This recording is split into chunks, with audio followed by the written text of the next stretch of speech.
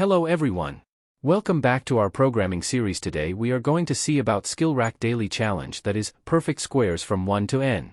Hashtag include istdio.h. This line includes the standard input-output library in C, which is necessary for functions like printf and scanf.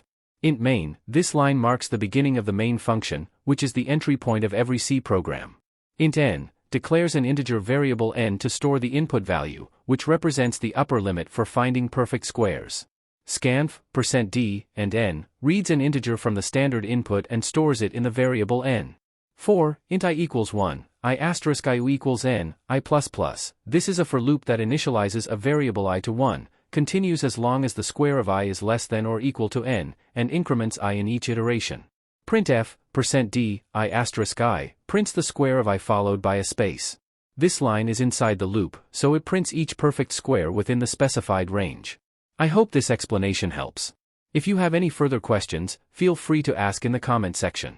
Don't forget to like, share and subscribe for more programming challenges. Thanks for watching.